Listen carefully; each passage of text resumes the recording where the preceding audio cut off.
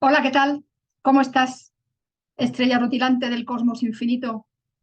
Bienvenida, bienvenido a Metamorfosis y Vida con María Avalon, el canal en YouTube de Avalon Psicología y Espiritualidad, Escuela para la Evolución del Alma y Basic Piscis Tours, viajes sagrados y conscientes. El día de hoy vengo a hablarte de un nuevo grupo de arquetipos masculinos para el autoconocimiento, la individualización, la alquimia del ser, la automaestría.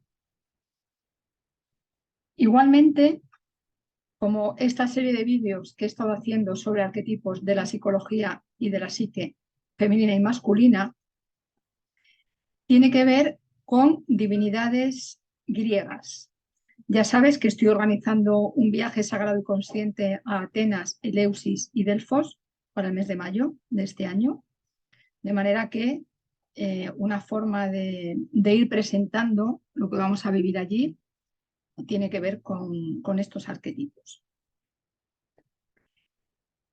Hoy voy a hablarte de la segunda generación de dioses olímpicos. Son los hijos de la generación primera. La primera generación de dioses olímpicos, de los que hablé en un vídeo anterior, colocaré aquí la etiqueta, por si todavía no lo has visto, trataba de los padres Zeus, Poseidón y Hades.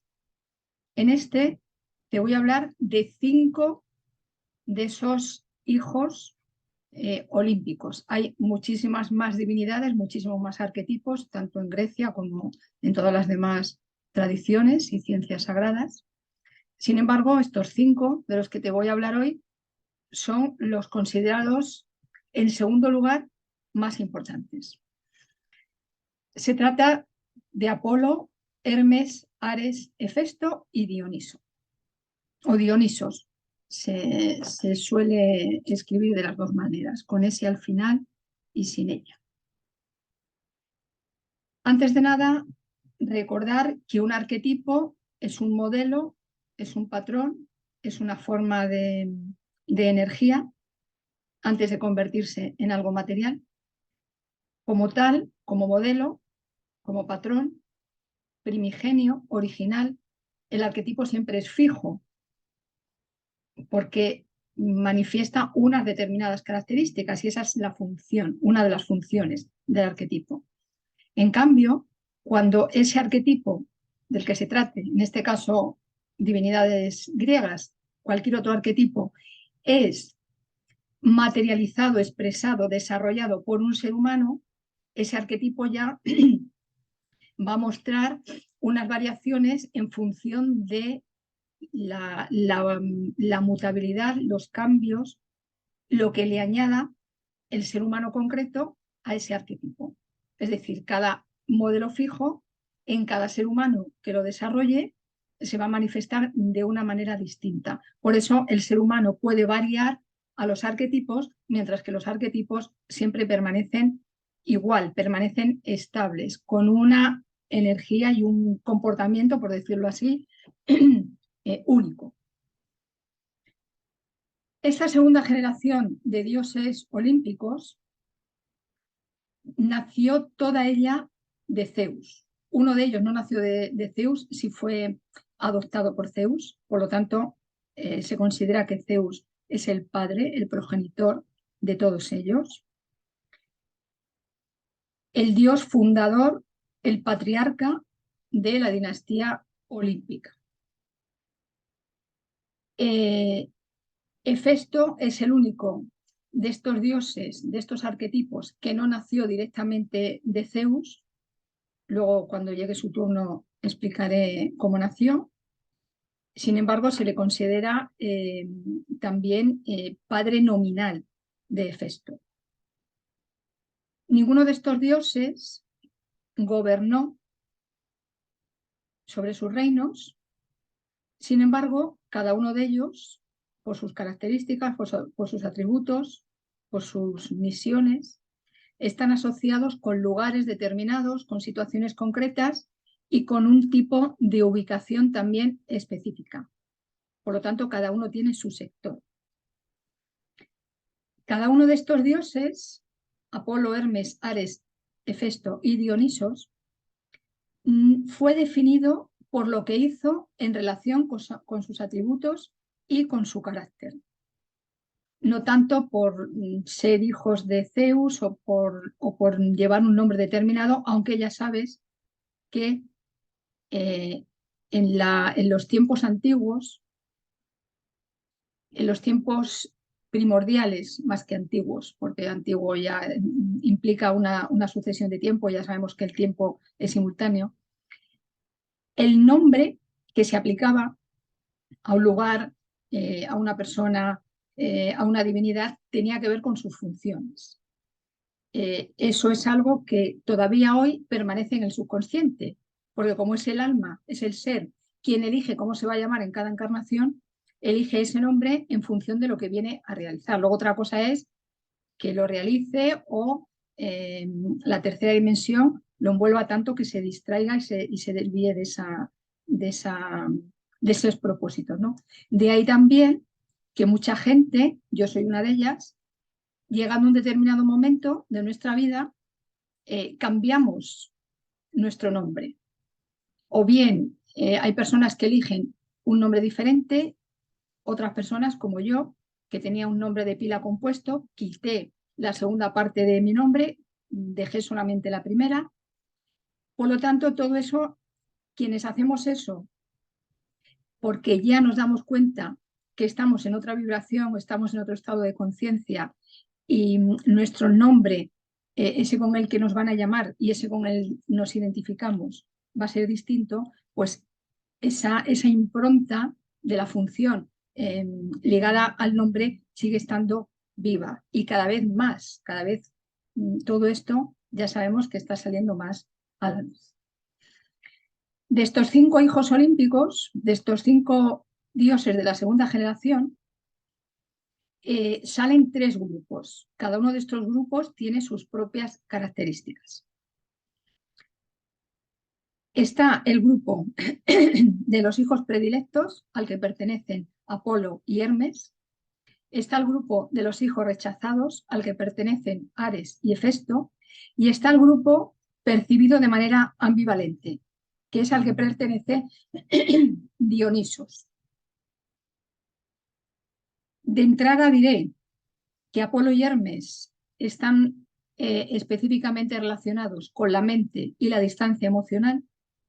Ares y Hefesto, en cambio, están relacionados con la acción física, las emociones, las manos, lo que se hace con las manos. Y Dionisos, también tengo que decir que Ares y Hefesto son dioses infravalorados, cada uno por unos motivos que voy a explicar a continuación, infravalorados en el Olimpo, eran mal vistos en el Olimpo. Y ambos eran hijos de Hera, una de las consortes oficiales de Zeus.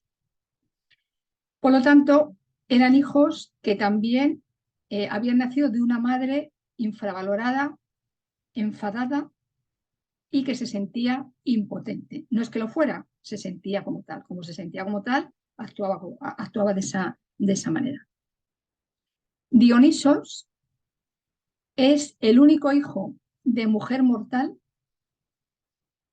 Fue gestado y alimentado por Zeus y es de todos los dioses, de la generación de los padres y de la generación de los hijos, el único que estaba del lado de las mujeres. Hay otro ser al que amo muchísimo y del que he hablado y seguiré hablando muchísimo, que también estaba del lado de las mujeres, que nunca se separaron de él, ni siquiera en los momentos más difíciles. Ya sabes a quién me refiero, ¿verdad? Y si no, lo sabrás.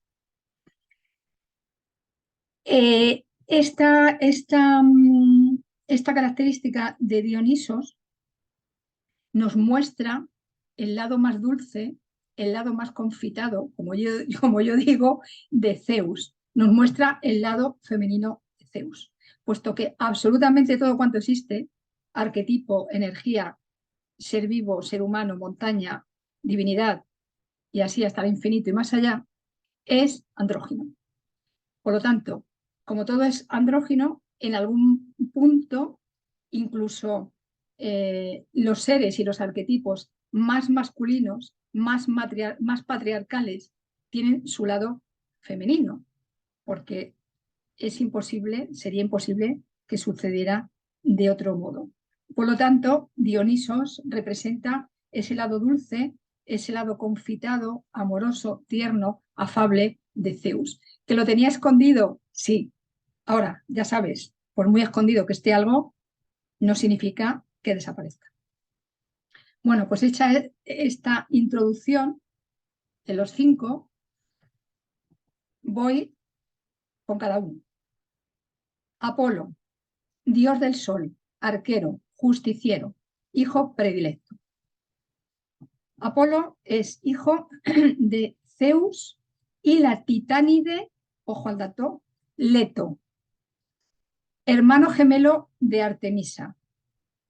Lo dejo al dato, lo digo porque una y mil veces vemos en la mitología, la arquetipología, la psicología, la simbología, las uniones de distintos seres, las uniones de distintos ADN, de distintos códigos genéticos, como también sucede en el ser humano de carne y hueso, en este que está aquí hablando contigo, en el tuyo y en todos los demás.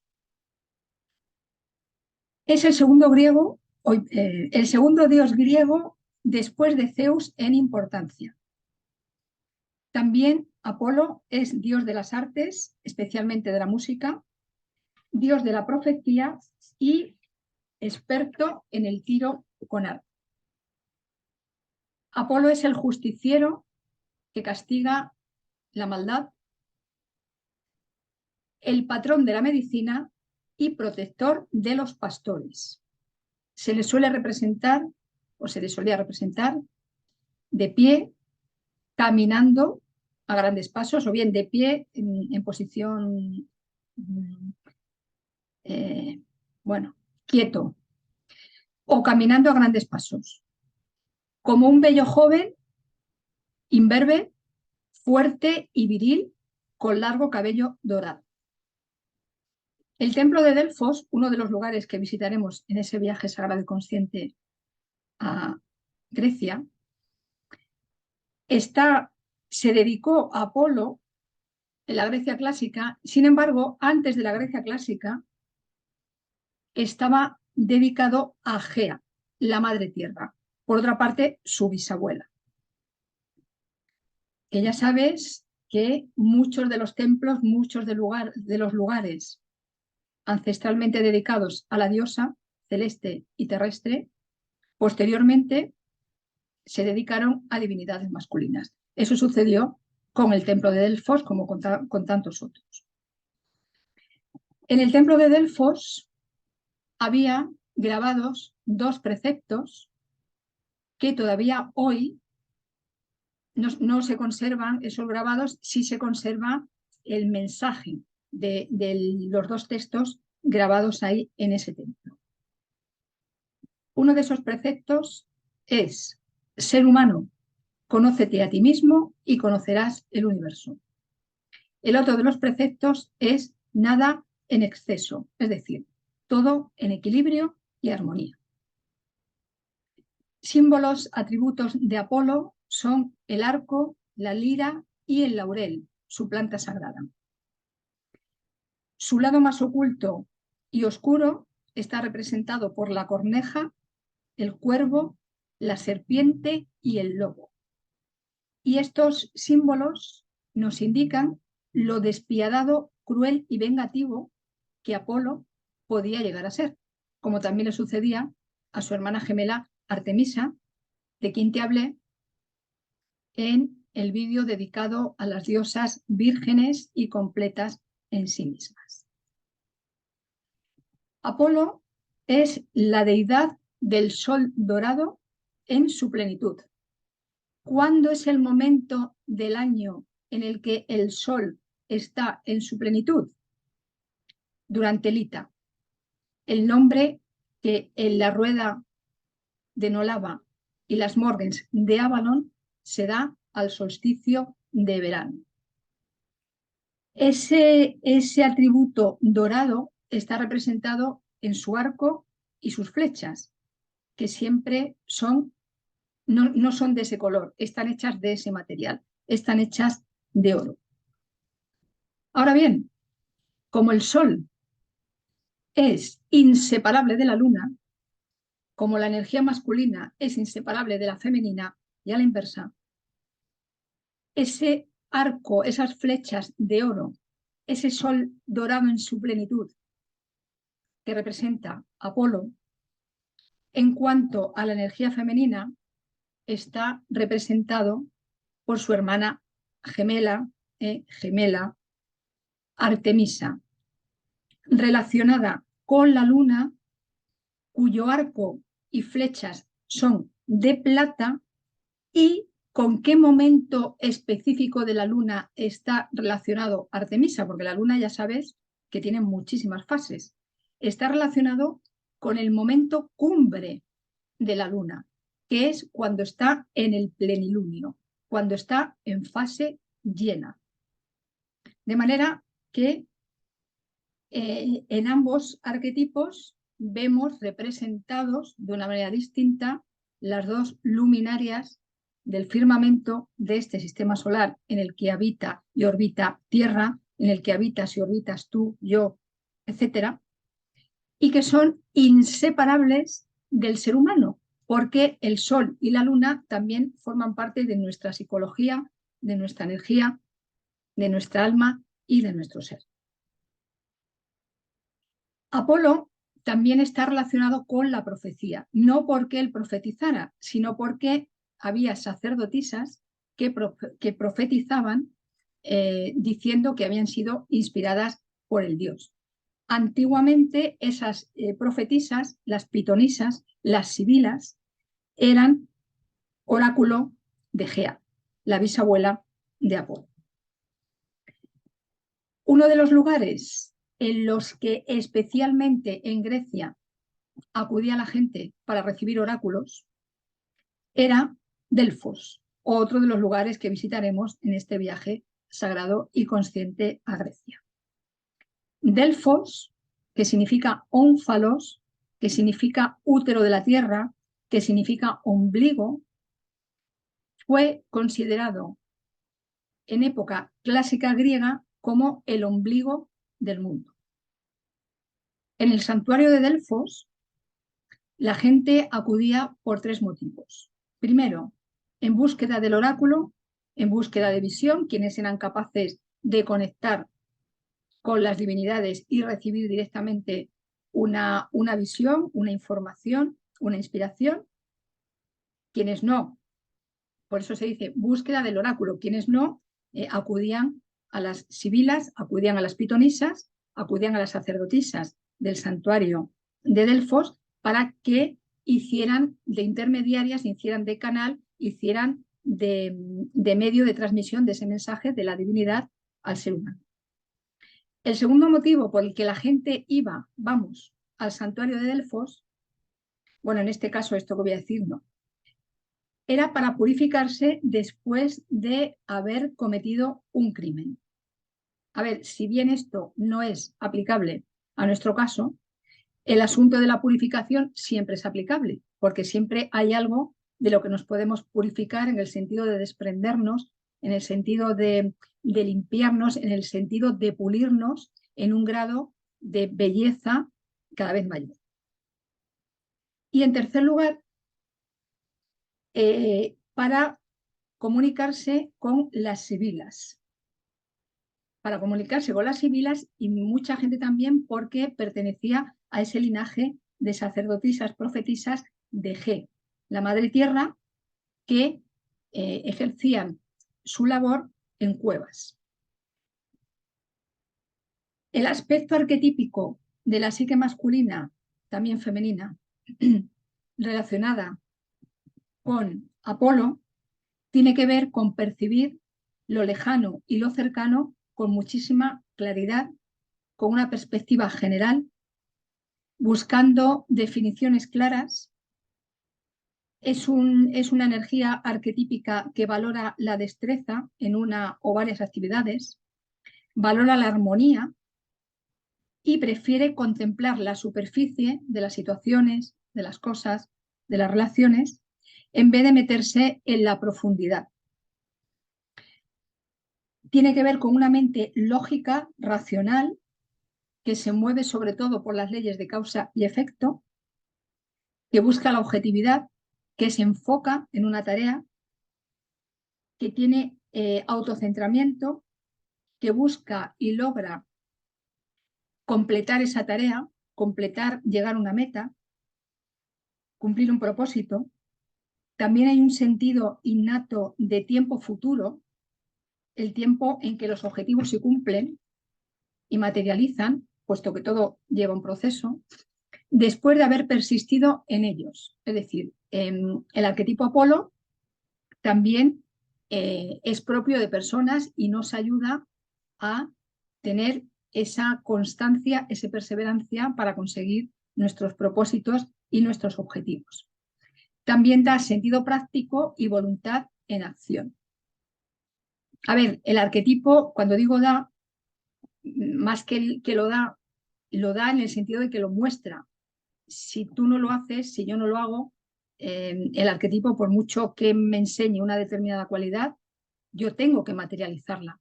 El paso físico, que es el que verdaderamente hace la conexión, es imprescindible siempre, no el paso, muchos pasos. En cuanto al arco y la ira, el arco y la lira tienen en común que sus flechas y sus canciones volaban directamente en búsqueda de una verdad, percibida con claridad. Amansaba la ira, amansaba las emociones de baja vibración, las calmaba. Y su brillante y luminosamente, igual que su música, también conectan con la pureza, con la armonía y con la elevación espiritual. Ya sabemos que para elevarnos espiritualmente, para mantener nuestra vibración y nuestra energía alta, todas las emociones de baja vibración han de ser trascendidas. Mientras no son trascendidas, no podemos llegar a ese grado. Por eso, la música, estoy hablando de la lira en relación con Apolo, cualquier música de altísima calidad va a ayudar, es uno de los mecanismos, una de las herramientas para recuperar la vibración alta. Apolo también tiene que ver con las instituciones legales, entregó el orden, entregó la moderación, la estructura, la medida y el tiempo a los griegos y también les transmitió esa idea de que todo es sagrado, es decir, supo darle una dimensión sagrada a absolutamente todo, que es algo en lo que estamos cada vez más enfocados los seres humanos de este momento.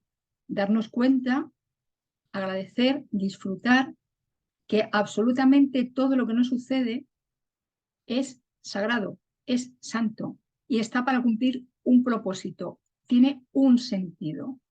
Todo esto, Apolo, el arquetipo Apolo, ayuda a desarrollarlo, por supuesto, a los hombres y a las mujeres. Vamos con su hermano, uno de sus muchos hermanos, Hermes, mensajero y guía, comunicador, embaucador y viajero. Hermes es hijo de Zeus y de Maya. Maya es una tímida diosa que vivía en una cueva en la montaña, hija de Aldas y de una de las Pléyades. Hermes nos cuenta la mitología que nació por la mañana. Inventó y tocó la lira al mediodía. Robó las vacas de su hermano Apolo por la tarde y regresó a su cuna por la noche haciéndose el inocente recién nacido. De ahí lo de embaucador. Además, negoció dones con Apolo para devolverle lo que era suyo y le había arrebatado. Por eso lo de embaucador. Por eso la fama que Hermes tiene de tramposo.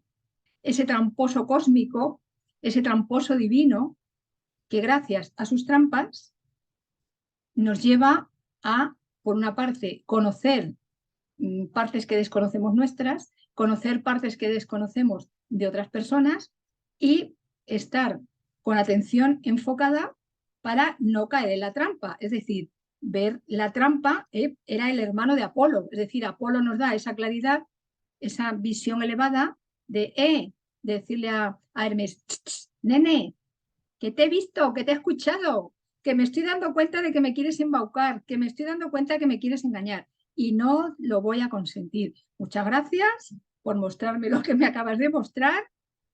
Conmigo no vas a jugar ese juego.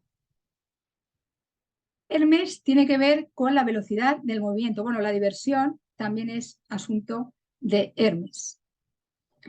Por eso también no lo del embaucador cósmico en ese sentido, pero sí el bufón cósmico, ¿no? El bufón cósmico que te está buscando ahí, te está tirando de la oreja a ver cómo está de atenta, a ver si lo nota. La velocidad del movimiento, decía, tiene que ver con Hermes. La agilidad mental, wow, si físicamente Hermes se mueve rápido, mentalmente 3 veces más.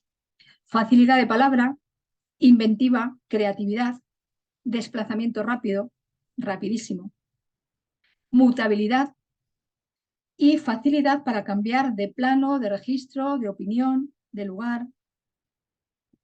Hermes es el mensajero de los dioses, el elocuente dios del habla y guía del espíritu tras la muerte del cuerpo físico.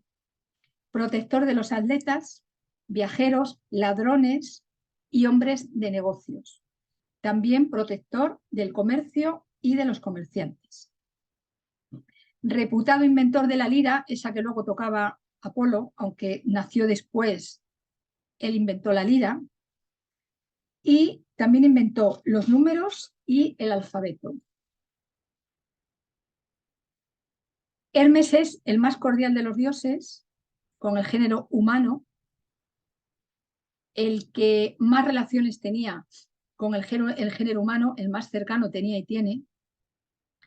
También está asociado con la fortuna y se le representa, seguro que lo has visto, como un hombre con aspecto juvenil, portando un casco alado, la mayoría de las veces, otras veces no lleva casco, la mayoría de las veces lleva casco alado, fundamental, lo del casco alado.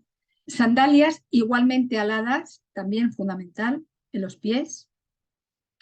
De ahí lo de la velocidad, de ahí lo del movimiento rápido, de ahí que pudiera, él era el único Dios, es el único arquetipo, es la única energía que puede ir al cielo y puede ir al inframundo pasando por el medio sin que se le mueva una pestaña, sin ser afectado ni en lo más mínimo. También se le representa portando un caduceo, que es uno de los que es un símbolo de su autoridad e invulnerabilidad. Seguro que has visto el caduceo, pues este es uno de los símbolos de Hermes, que también fue antes símbolo de la diosa. Hermes es un dios soltero y aun siendo un dios soltero, padre de múltiples hijos e hijas.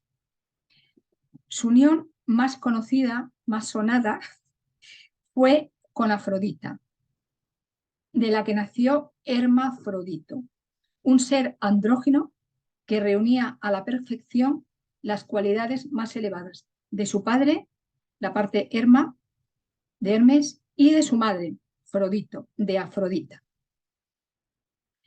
Ya sabes, y lo he dicho antes y también lo diré una y un millón de veces, somos hermafroditas, somos seres andróginos.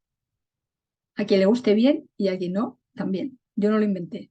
De manera que, ahora no lo inventé, me encanta. Aunque yo no lo inventara, me encanta. Porque eso significa que puedo desarrollar, manifestar, hacerme cargo, reconocer en mí los dos ámbitos, el ámbito de la energía femenina y el ámbito de la energía masculina. En la alquimia, Hermes es considerado tanto dios como metal, mercurio. Como metal sería mercurio. Ese mercurio es la plata viva. En los termómetros, en la parte de abajo, bueno, en los de ahora que son electrónicos, no. En los de cuando yo era pequeña y no tan pequeña, no sé si todavía los hay, en la parte de abajo era un cristalito, bueno, como un lápiz de cristal, y aquí en la parte de abajo había un depósito donde estaba el mercurio. Cuando eso te lo ponías debajo de la axila y el mercurio se calentaba y empezaba a subir, ¿no? Pues eso es lo que representa también en la alquimia Hermes, esa plata viva, es decir, el espíritu oculto en la materia. Y también símbolo de unión de todos los opuestos, como también es el caduceo. Uno de los muchos símbolos de unión de los opuestos. Hay cantidad. Y no solamente de los opuestos, femenino, masculino, también de todos los elementos, fuego, aire, agua, tierra, de todos los registros, de todos los códigos, de todas las frecuencias. Como guía y viajero entre los mundos, los planos, las dimensiones, etc., la Herma era el símbolo principal de Hermes. La Herma es un pilar, podía ser un pilar, podía ser un montón de piedras colocadas, siempre, tanto como un pilar, una pequeña columna, un pequeño montón de piedras, señalaba los límites de una propiedad, señalaba las carreteras, señalaba las tumbas y la entrada a las casas. En cualquier caso, la Herma señalaba la frontera. Y la frontera únicamente podía cruzarla y podría marcarla Hermes. De ahí que esa columna, ese pilar, se llame Herma, en alusión y en relación con su propio nombre.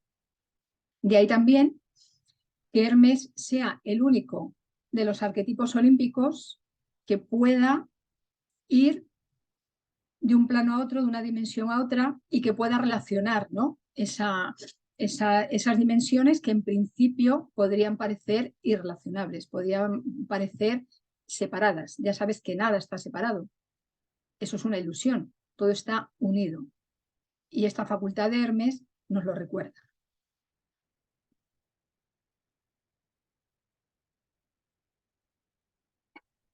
El siguiente hijo olímpico, y este ya pertenece al grupo de los rechazados, de los que resultaban poco simpáticos, es Ares, dios de la guerra, guerrero, bailarín y amante. Ares es hijo de Zeus y de Hera. Hera nombró a Príapo como su tutor y Príapo, el dios itifálico, enseñó a Ares tanto a bailar como a pelear.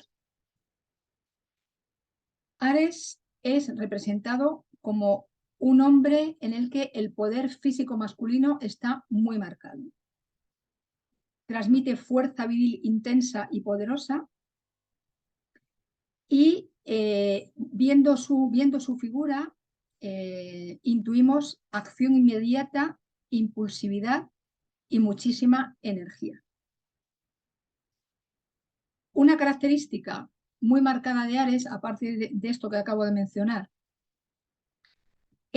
son sus sentimientos e instintos impulsivos, ciegos a veces, que le llevaban a actuar de esa manera impulsiva, reaccionando corporalmente sin medir las consecuencias.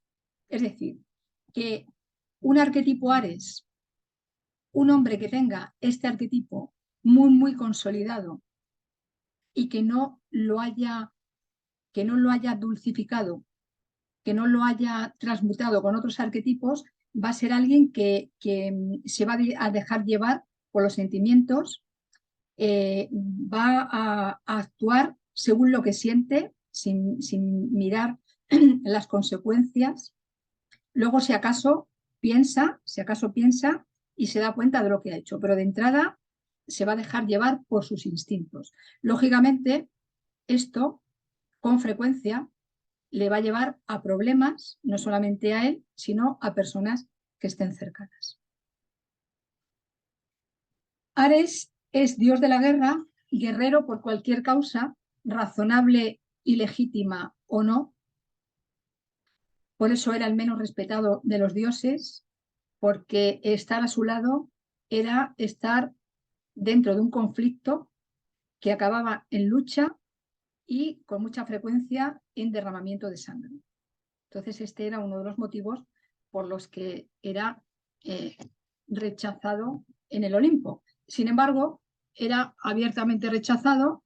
Sin embargo, ya sabemos que en los tiempos antiguos, y todavía esa faceta no la hemos resuelto del todo, lo de guerrear para coger un territorio, para conquistar otro país, para conquistar o coger a una mujer, era el pan de cada día. Con lo cual, Ares era rechazado por esa faceta, digamos, porque claro, en el Olimpo nada más querían, y eso también en el Olimpo y lo seguimos viendo hoy, hay como una doble moral, ¿no? En la sociedad. Sobre todo en quienes dirigen, y no solamente en quienes dirigen, también en quienes no.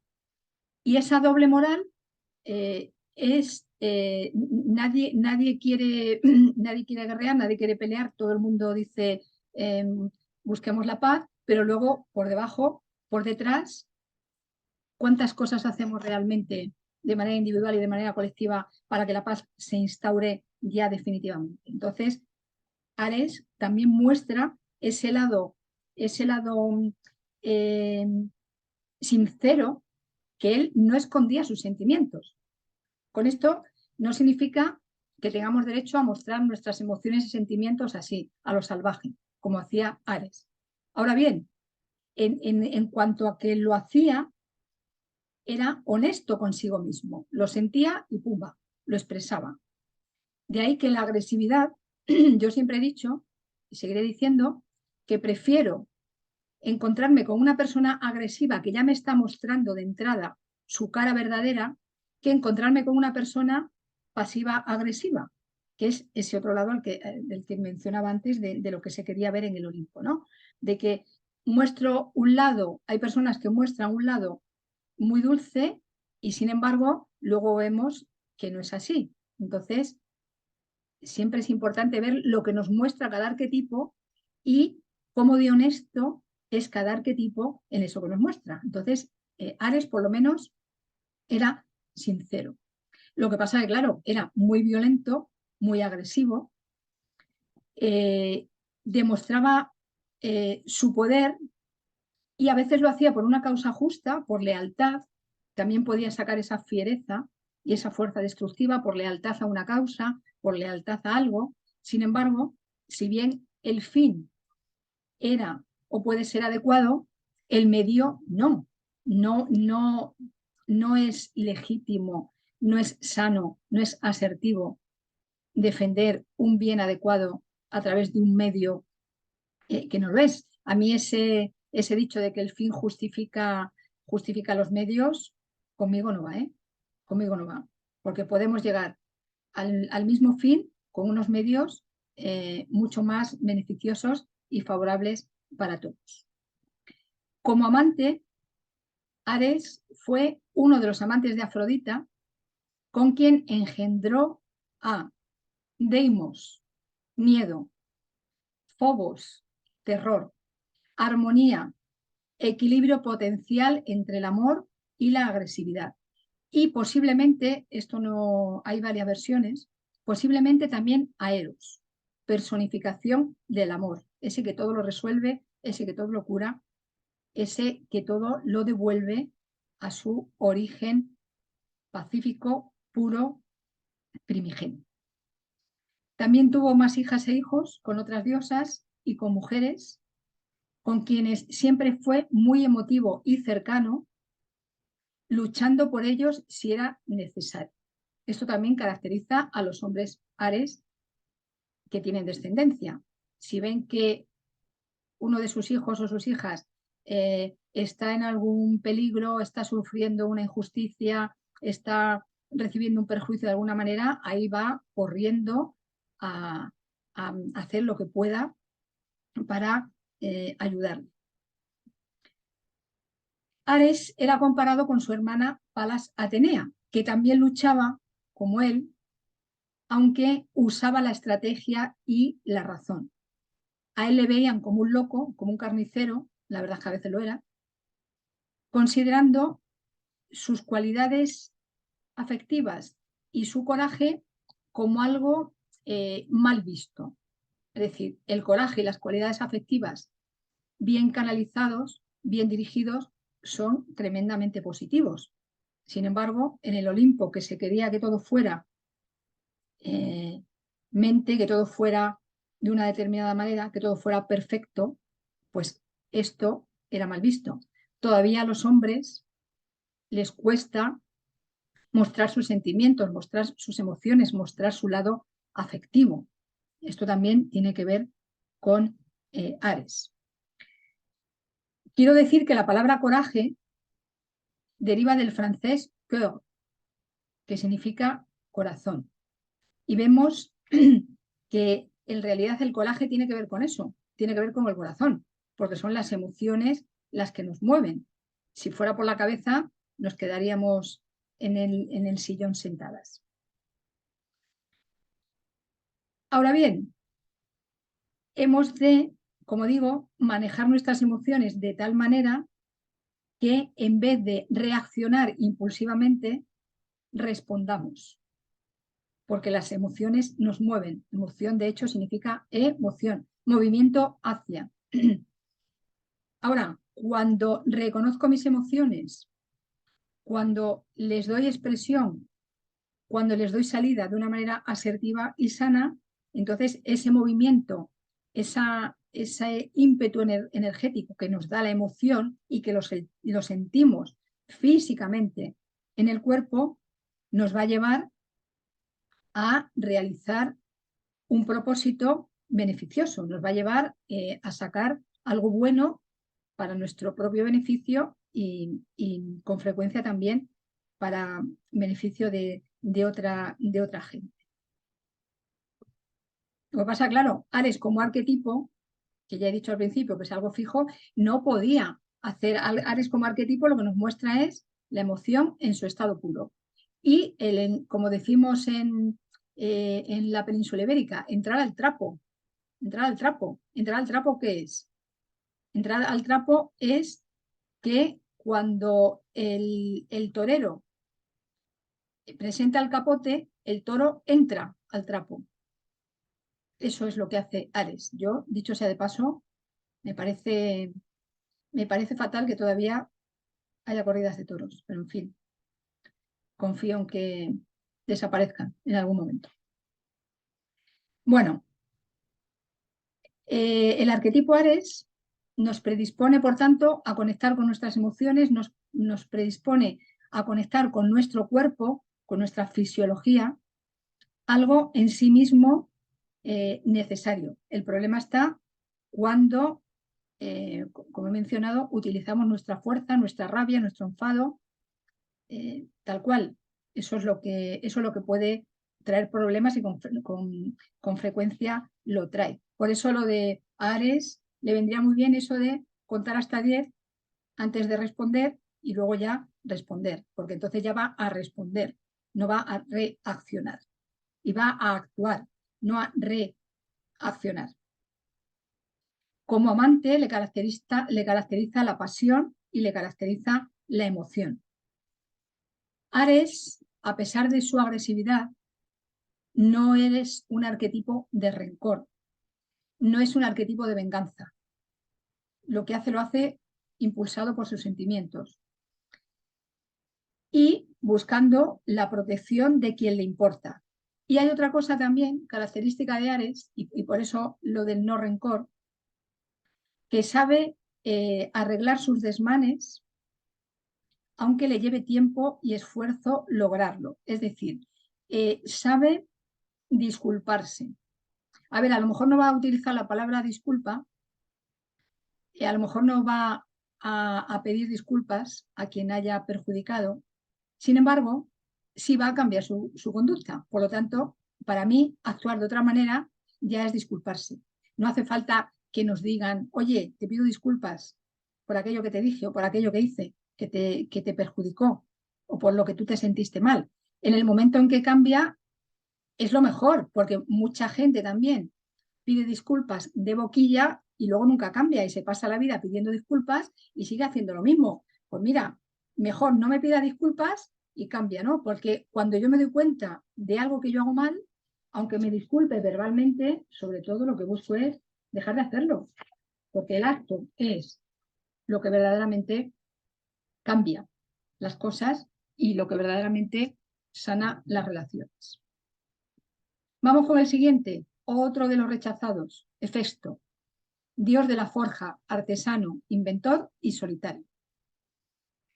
Hefesto es hijo de Hera, por eso solamente de Hera, concebido, gestado y alumbrado partenogenéticamente por ella. Por eso Zeus no es su padre biológico, aunque sí su padre nominativo, su padre adoptivo. ¿Por qué Hera concibió, gestó y alumbró partenogenéticamente a Hefesto? ¿Sabes lo que es partenogenéticamente? Pues si no lo sabes, yo no te lo voy a decir, para que tú busques si quieres saberlo.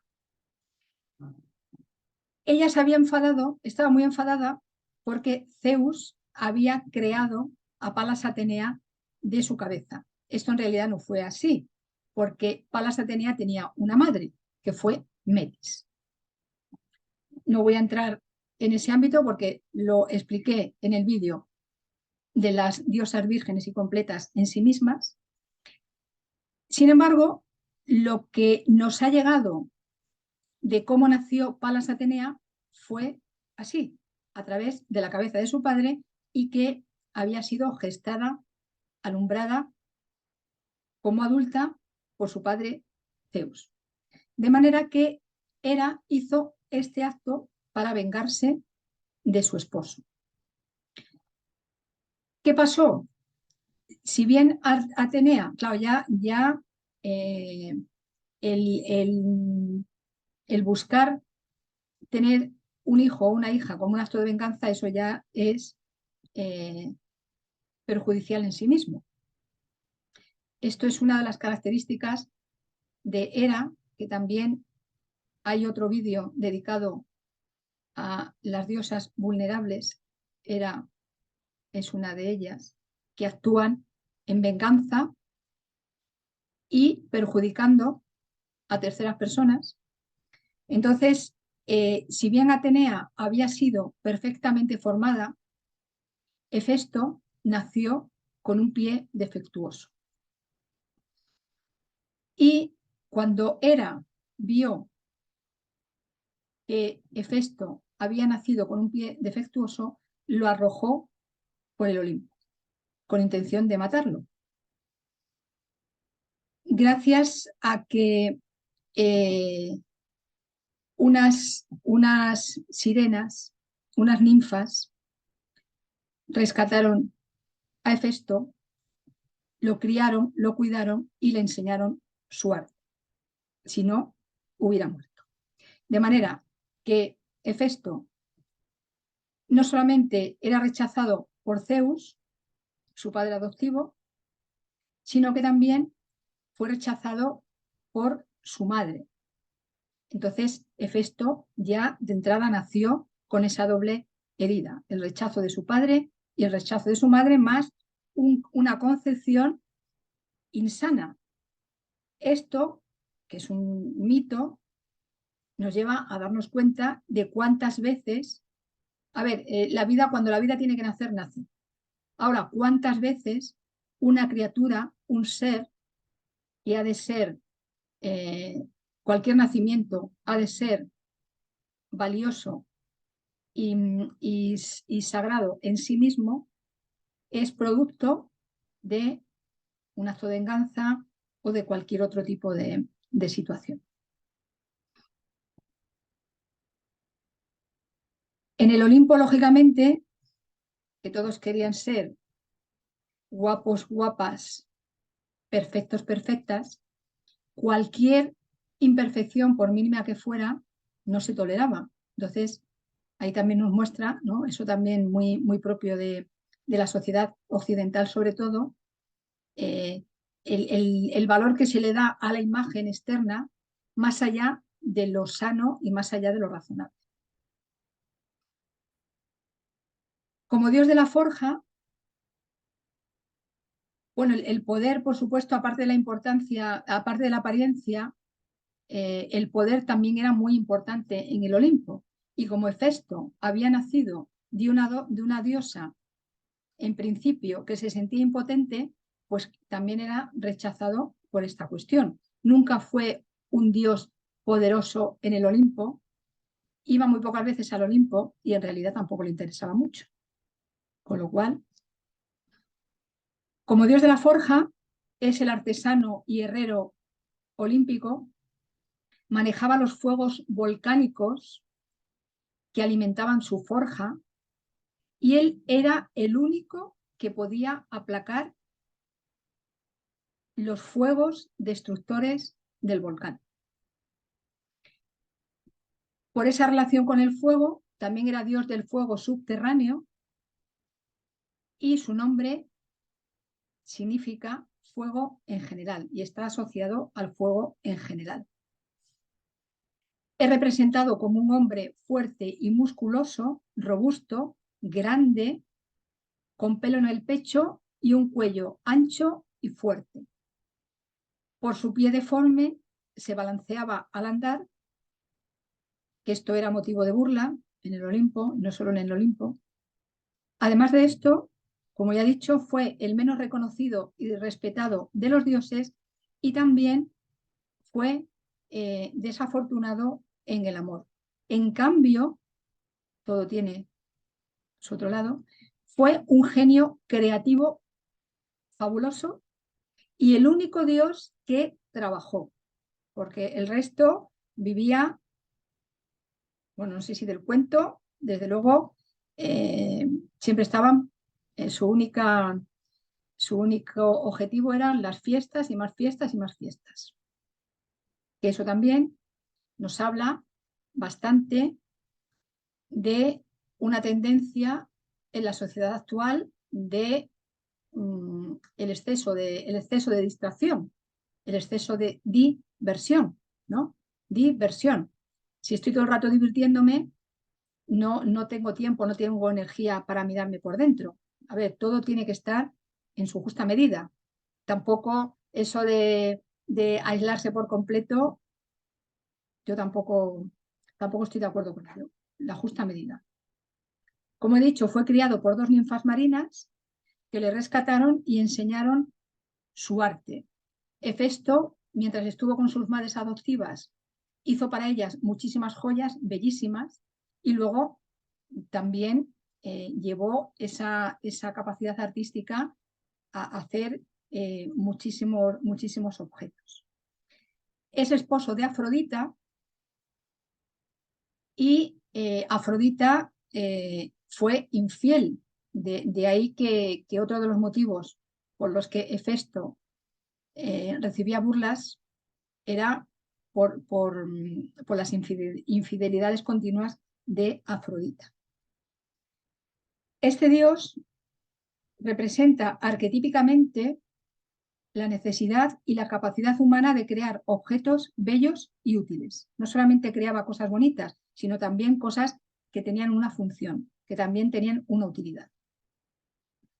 Culturas que valoran lo heroico, el intelecto, la espiritualidad separada de la materialidad, cuando son una y la misma, el poder, la capacidad de adaptación a las expectativas ajenas, la previsión, el tener siempre todo planificado, son culturas que menosprecian e incluso rechazan el instinto, los sentimientos apasionados, el cuerpo, la madre tierra, la naturaleza, las mujeres y los hombres que son como Hefesto. Por supuesto también el arte, al que todavía no se le ha dado el arte en todas sus dimensiones y manifestaciones, todavía no se le ha dado la magnitud y la trascendencia que tiene en todos los campos. Bueno, cada vez estamos más cerca de eso. Su forja, en cambio, si bien en el Olimpo no se sentía a gusto y casi nunca iba, cuando iba era porque tenía que entregar algunos de los encargos que le habían hecho y entonces pues él llevaba los encargos. Se reían de él, pues eso, como he dicho, por su fealdad, más que por su fealdad, por su cojera, por las infidelidades de Afrodita, porque él, aun siendo Afrodita infiel, decían que no hacía nada al respecto. Y claro, a una diosa también, a ver, a una diosa ¿quién le quita? A una diosa y a quien no lo es. A una persona libre, ¿quién le quita de hacer algo? Dicho sea de paso, en la antigüedad, el concepto que hemos ido teniendo de la fidelidad era bastante distinto. Entonces, una mujer más una diosa tenía la misma libertad sexual que tenía un hombre o que tenía un dios, una reina, un rey. Entonces no tenían esa mente, ¿no? tan puritana que se ha llegado a tener y que en realidad la fidelidad, cuánta gente es fiel a su pareja y es infiel. Entonces, eso de la fidelidad y la infidelidad, pues también, ¿no? Tiene sus aristas y tiene sus facetas. En cambio, en su forja era su sitio, era su elemento, ahí se sentía el genio y el maestro artesano que era, con el fuego, con sus herramientas, con su talento, transformando su dolor emocional, que no es que no lo tuviera, en joyas y objetos que cualquiera podía admirar por su belleza y encontrarle una función, una utilidad. Esto, que ya he dicho, fue el único Dios que trabajó, mejor dicho, el único Dios que laboró y artesanó, que es distinto a trabajar, mostraba también el valor de tener una ocupación y el valor de expresar a través de esa ocupación nuestra propia alma, con toda su esencia, con toda su magnitud. Porque cuando manifestamos en aquello que hacemos y donde quiera que estamos la esencia de nuestra alma, estamos curándonos, estamos redimiéndonos, estamos manteniendo la conexión con ese algo mayor, con ese algo más profundo que está por arriba de nuestro ser y estamos llevando el arte al mundo. De ahí que la palabra artesanía, artesanía, sea una manera, sea una herramienta, sea un mecanismo, un medio para sanar. Yo por eso hace ya mucho tiempo no digo trabajar, digo artesanar y digo laborar. Porque laborar y elaborar también le estoy dedicando ahí mi energía de manera que no estoy haciendo algo de manera mecánica, de manera automática, sino poniendo mi conciencia y mi consciencia en lo que estoy haciendo. Por eso el arte sana. Y por eso cuando laboramos estamos haciendo algo muy diferente a cuando trabajamos. Dicho sea de paso, trabajar es trabar hacia abajo.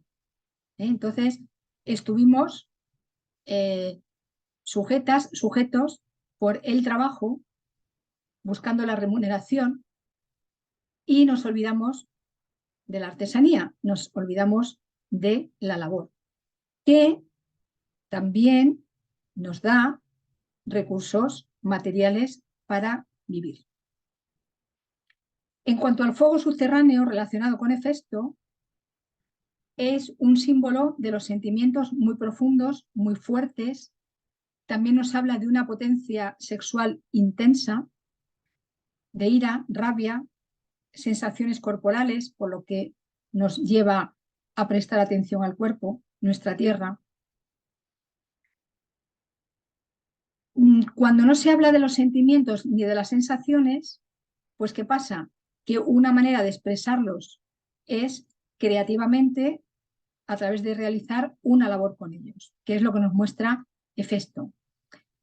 A lo mejor no vamos a manifestar todos nuestros sentimientos, sin embargo, podemos hacer una escultura, podemos hacer un dibujo, podemos pintar un cuadro, podemos componer una melodía, una poesía, que saque esa parte de nuestras emociones más intensas, más profundas, incluso más dolorosas, y que lo hagan de una manera hermosa, que nos produzca sanación.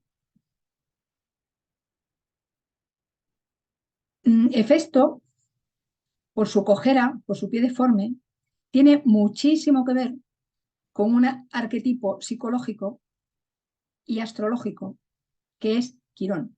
Ya sabes que la mitología y la astrología también están estrechísimamente relacionadas. A través de los mitos podemos entender muchísimo más profundamente el lenguaje astrológico. Quirón también tiene, en su caso no un pie, una pata, porque Quirón es un centauro, entonces una de sus patas está herida por una flecha envenenada. Y Quirón también nos muestra esa herida que está ahí, que puede existir en cada ser, esa herida emocional, ese sentimiento de abandono, y que se puede curar a través del arte, se puede curar a través de hacer determinadas cosas, y que nos lleva a la autosanación, que después va a servir para mostrar a otros cómo sanarse. Esto, tanto Quirón como Hefestos, son arquetipos que nos muestran eso, el sanador herido, que si bien no puede curarse a sí mismo, Hefesto no podía curar su pie, Quirón tampoco podía curar su pata, sin embargo, por esa conexión con su parte emocional, encontraban herramientas para ayudar a otra gente a sanarse. Los pies son una metáfora del alma, de modo que cualquier herida, cualquier defecto, cualquier cosa que suceda en un pie, nos está hablando de que existe una herida en el alma, ya que aunque estemos en esta posición, cabeza arriba y pies abajo, en verdad estamos a la inversa. Estamos colgados por los pies, estamos sujetos por los pies y con la cabeza hacia abajo. Por lo tanto, una herida en un pie, como estamos colgados por los pies, como muestra el arcano del tarot, el colgado, que no te lo enseño porque ahora no lo tengo a mano y no me voy a poner a buscarlo. Cualquier herida en un pie, cualquier cosa que suceda en un pie, nos está indicando que miremos nuestra alma, que miremos nuestro ser, que miremos nuestra esencia, a ver qué está pasando, que se está manifestando en el pie, ya digo, por pequeño que sea. De manera que Hefesto, si bien era rechazado en el Olimpo, la cantidad de cosas que tiene para enseñarnos, bueno, pues como todos los arquetipos.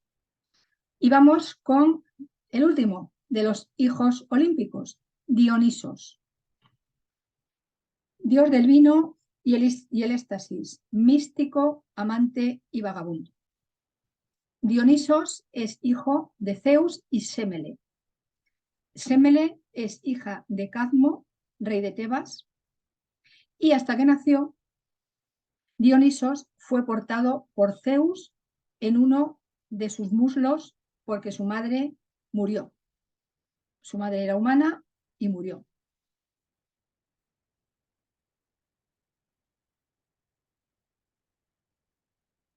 Hermes ejerció de comadrona, ayudando a que naciera. De joven, Dionisos anduvo por Egipto, India, Asia Menor, haciendo un recorrido hasta que volvió a Grecia, su lugar de origen, y por donde quiera que iba, enseñaba el cultivo de la vid. Por lo tanto, está asociado a la vid y al vino. Por lo tanto, es un dios que consumía con frecuencia vino. Cuando se excedía en ese consumo, su conducta rayaba la locura y con frecuencia era muy destructivo. Incluso asesinaba por su éxtasis de violencia. Cuando regresó a Grecia, Cibeles lo purificó de todo el daño y la muerte que había causado, le enseñó sus misterios y gracias a ello Dionisos se hizo sacerdotiso. Bueno, mira, me gusta el lapsus. Se hizo sacerdote de la diosa y él mismo también se convirtió en dios. Es representado como un niño o un hombre joven con una guirnalda de hiedra o con hojas de vid en la cabeza, siempre rodeado de mujeres, con una piel de animal alrededor del cuerpo y un báculo. Como he dicho, es dios del vino, del éxtasis, del delirio y del terror, así como de la liberación más beatífica. Es seguramente el arquetipo más ambivalente de todos, el que más muestra las dos polaridades, la más alta y la más baja. Entre sus símbolos animales están el toro, la cabra, la pantera, el cervato, el león, el tigre, el leopardo, el asno, el delfín y la serpiente. Dominaba completamente la naturaleza y sobre todo el fluido seminal, dador de vida, que vemos por todas partes en todas las expresiones de la naturaleza. Animales, vegetales, minerales, etc. Dioniso se casó con Ariadna, a quien Teseo había rechazado después de prometerle matrimonio. Bajó al Hades para rescatar a su madre Sémele y volverla a la vida. Es el único dios de madre terrestre. Y después de haberla rescatado del Hades y haberla vuelta a la vida, ascendió con ella al Olimpo y allí ella, Sémele, se volvió inmortal. De todos los dioses olímpicos, de los padres, de los hijos, de los tíos, de los abuelos y de toda la parentela, fue el único que no rechazó, humilló, minusvaloró, abusó de las mujeres ni de las diosas. Esto también nos indica que él respetó, por eso se hizo sacerdotiso, sacerdote de Cibeles, siempre respetó a las diosas que habían sido anteriores a la Grecia clásica, a los dioses que se honraban y se consideraban después, ayudándolas a esas diosas más antiguas, a esas diosas primigenias, a esas diosas originales, a restaurar su dignidad y a recuperar la posición que como diosas anteriores, ancestras, primigenias, les correspondía. Las montañas eran los lugares más frecuentes para encontrarse y comunicarse con Dionisos. En esos lugares, por estar apartados de la vida común, pues podían ir ahí, podían entrar y dar rienda suelta a las emociones e incluso a lo irracional. Por eso a veces cuando lo irracional pasaba cuando la conexión pasaba de una conexión racional, puesto que todo ha de tener un límite, entonces de ahí que hubiera abusos, hubiera locuras, hubiera actos verdaderamente irracionales donde estaba Dionisos. Orgía del dios se llamaba a sus fiestas y celebraciones, y de ahí deriva la palabra homónima. En sus fiestas se consumía vino, se consumían otras sustancias sagradas que tampoco estuvieron vetadas siempre. Había música frenética, había danzas rítmicas, es decir, todo ello llevaba a un éxtasis, a una unión con Dionisos, que mientras se mantenía en los cauces sanos, había esa conexión con la parte más elevada del Dios. Y cuando no, cuando se salía de esos cauces sanos, entonces era cuando se producían los desvaríos. Por eso, de todos los dioses, es el más asociado con la vida y con la muerte, que por otra parte están estrecha y profundamente unidas en este arquetipo, en todo, que ya sabemos que vida y muerte son una y la misma, manifestadas de manera distinta, por lo que es un arquetipo y un dios con unos opuestos muy marcados en la psique humana, que puede dar origen a grandes místicos y que puede dar origen a grandes asesinos, violadores y demás perpetradores. Por eso, porque la línea que separa la mística de la locura es tan fina, es tan indeleble, que a una chispa se pasa de un lado al otro. Y también se puede revertir el proceso, porque también, y todo hay que decirlo, ha habido gentes que de ese lado tan oscuro, en un determinado momento han tomado conciencia y se han convertido en grandes místicos. Dionisos también es el arquetipo del niño divino, lo más sagrado, espontáneo, natural, hermoso, del interior de un hombre, por supuesto también de una mujer. La esencia más pura e inmaculada, su señal de divinidad dentro de la humanidad, así como el sello distintivo de su individualidad. Porque ya sabes que es imprescindible reconocer esa chispa divina y llevarla por el camino de la individualización hacia la espiritualidad más extática y elevada dentro de la cotidiana vida material y de forma proactiva, es decir, para el bien más elevado de la vida en todas partes. La naturaleza dionisíaca y la naturaleza apolínea van de la mano. Y siempre hay en nuestra psique, en nuestra conducta, en nuestra energía, hay una lucha sagrada, porque la única lucha que es sagrada y que es legítima es la lucha interior. Una lucha sagrada en la que no ha de haber ni vencedor ni vencido, sino que ha de haber equilibrio, armonía e integración de los opuestos, que en verdad son complementarios. Dionisos y Hermes son los dos arquetipos que más predisponen a un hombre a permanecer joven, a ser un eterno adolescente independientemente de su edad cronológica. Por lo tanto, los hombres que tengan este arquetipo muy marcado van a ser poco comprometidos, van a ser inestables, van a olvidar sus responsabilidades, se van a dejar llevar por el placer momentáneo, van a tener un humor muy cambiante con muchísimos altibajos y con frecuencia no van a ocuparse de lo que han de ocuparse. Otro aspecto muchísimo más positivo de Dionisos, que también conecta con esa parte extática beatífica del arquetipo y del dios, es el chamán. El chamán es un mediador entre lo visible y lo invisible.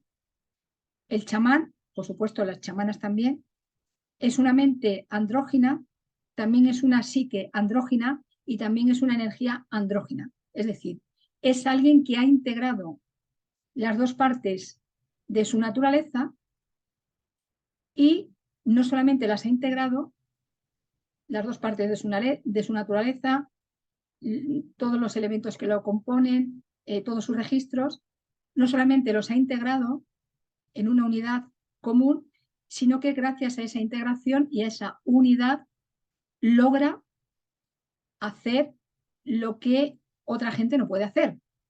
Y por eso puede ir de lo visible a lo invisible y traer de lo invisible las soluciones necesarias, las herramientas necesarias para resolver, sanar, curar, modificar, elevar lo visible. Otra característica de Dionisos y otro de sus atributos es el de vagabundo y perseguido. Vagabundo y perseguido, en el caso del arquetipo, por las tropelías y los asesinatos que a veces llevaba a cabo. En el caso de hombres terrestres, pues quienes delincan en algún ámbito, pues también van a ser perseguidos, también van a ser vagabundos en cierto sentido. Y este atributo, en una parte más positiva, nos muestra cómo a veces, y esto todavía sucede hoy, lo diferente, lo que no encaja con lo oficial, lo que no encaja con lo que se espera que tiene que ser, es perseguido. Y por eso muchas personas, incluso haciendo cosas, inventando cosas, laborando a favor de la humanidad, son perseguidos, porque no conviene lo que enseñan, porque lo que enseñan es para que el resto del género humano se modifique, se eleve, se transforme. Entonces, a quien quiere que el ser humano siga siendo calladito y obediente, pues todo lo que implique un rasgo de libertad, todo lo que implique autonomía, soberanía, poder interno, pues es perseguido. Y eso te suena, ¿verdad? Te suena que eso se ha vivido muchísimas veces y se sigue viviendo en los últimos 3 años, lo hemos visto especialmente. Todo lo que no encaja es fake news. Y resulta que la fake news es la otra. Pero bueno, esto también Dionisos nos recuerda eso, ¿no? El prestar atención a que no siempre lo perseguido es porque es negativo, a veces es perseguido porque es positivo y no interesa que se haga público, que masivamente se conozca y se utilice. Dionisos fue también el único dios que murió, fue desmembrado como Osiris y resucitó como el mismo dios egipcio y como Yeshua.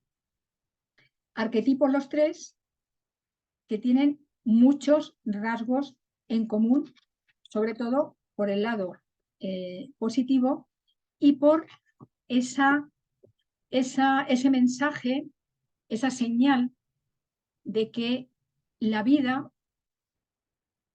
aunque parezca que muere y físicamente el cuerpo muere, la vida continúa, la vida no se puede extinguir, la vida es infinita, es inmortal.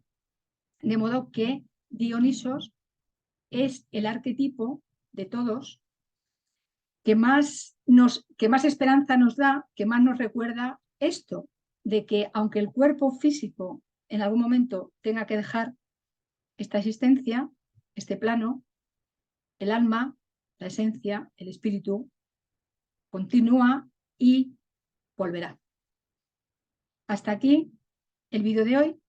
Como siempre, muchísimas gracias por tu atención y si tú lo quieres y Cristo y Sofía mediante, nos vemos en un siguiente vídeo. Mientras tanto, bendiciones y que los hijos olímpicos te acompañen.